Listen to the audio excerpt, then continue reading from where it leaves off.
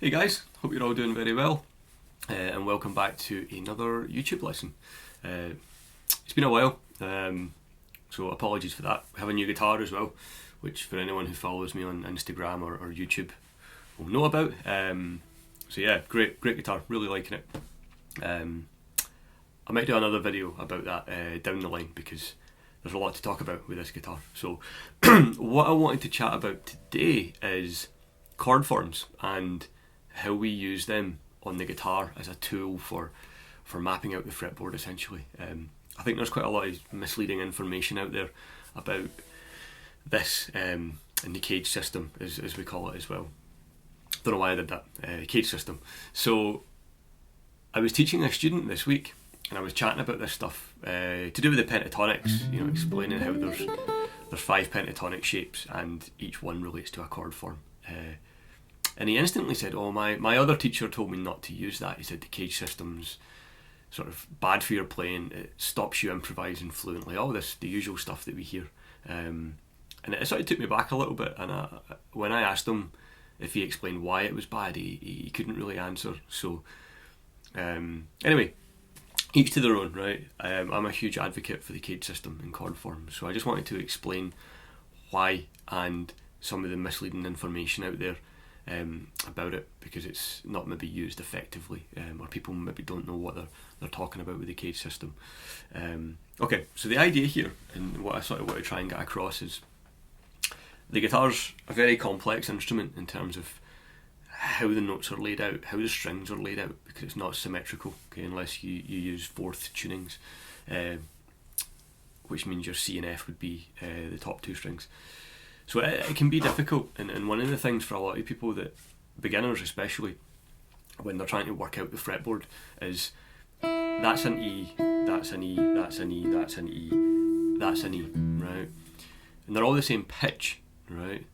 They're all E above middle C, so where does that help you in terms of navigating the fretboard? So the CAGED system is really useful because what it gives you with the primary notes, okay, your root, third, 5 and your 7 of any given chord or scale that you're working with in a structured place. It's a bit like a jigsaw. We know that the E shape leads onto the D shape, which leads onto the C shape, which leads onto the A shape, which leads onto the G, back to the E shape, sorry. So what that gives you is this jigsaw, because they map in with one another. So what I wanted to get across here is, if we go back to the E shape for G, right, rather than just viewing it as a shape, the key information here that you need to take away from it is root, 5, root, third, 5th in the root, okay? From that you've got all this other information, okay? That's telling you where those main intervals are, okay? So by learning them and learning that sort of numbering system, root, 5, root, 3, 5, root, it means when you're playing scales, again, you're not just learning a fingering pattern, you're able to take a major scale and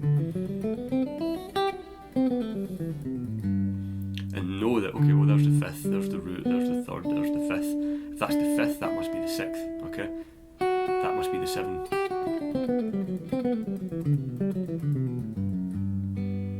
Yeah. So it gives you that information, and that's not just sort of restricted to a major scale. You could play anything, whether it was a dominant 7th chord. That must be the flat 7, okay, 5, 6, flat 7. Even if it was something a bit more adventurous, like a half-whole diminished scale, okay,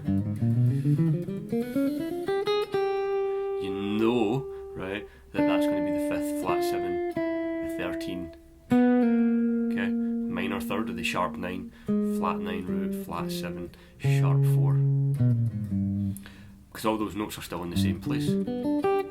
So if we can do that with the E shape, we can do that anywhere, right? The next one's the D. Now the tricky part about this is that you're not thinking of the root note in the lowest string.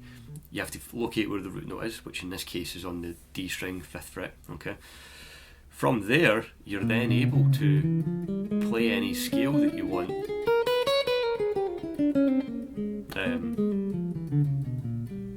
and view all those intervals relative to your root note, okay? You know the 5th is going to be there, your root, 3rd, okay?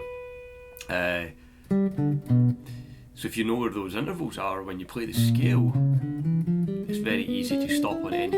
Okay, that must be the flat 9, because I know that was the root from the chord. Okay, so that's kind of how I view it, and that's why I think it's really important to know your chord forms, because you're not just sort of randomly working your way through the fretboard.